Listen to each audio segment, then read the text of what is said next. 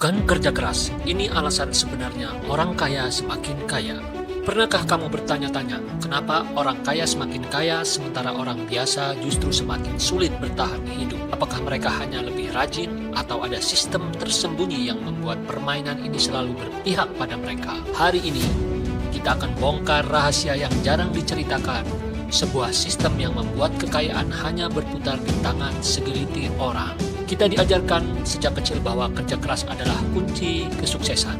Tetapi kenyataannya berbeda. Seorang pekerja pabrik bisa bekerja 12 jam sehari, namun hidupnya tetap pas-pasan.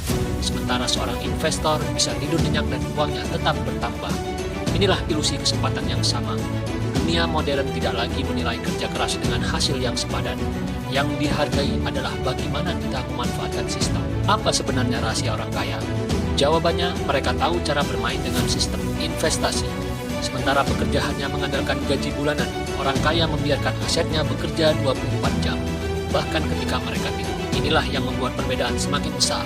Warren Buffett pernah berkata, jika kamu tidak menemukan cara menghasilkan uang saat tidur, kamu akan bekerja sampai mati. Orang kaya juga punya pola pikir yang berbeda. Mereka melihat uang bukan sebagai tujuan akhir, tapi sebagai alat. Mereka menghindari hutang konsumtif seperti cicilan barang mewah yang nilainya turun. Sebaliknya, mereka menggunakan uang produktif untuk membeli aset yang justru menghasilkan keuntungan. Mereka membeli saham, properti, atau bisnis, bukan hanya barang yang cepat rusak. Dan fakta mencengangkan, lebih dari 80% miliarder dunia memiliki lebih dari satu sumber penghasilan. Sementara orang biasa sering terjebak dalam satu jalur, gaji bulanan, dan ketika jalur itu terputus, semuanya runtuh. Setiap kali terjadi krisis, orang miskin kehilangan aset, tetapi orang kaya justru membeli aset itu dengan harga murah. Krisis 2008 adalah contoh nyata. Jutaan orang kehilangan rumah mereka, tapi para investor besar dengan tenang membeli rumah-rumah itu dengan harga yang sangat rendah. Hasilnya, setelah krisis berlalu, mereka semakin kaya. Inilah sirkus yang terus berulang ketika banyak orang panik, orang kaya melihat kesempatan. Dan semakin lama,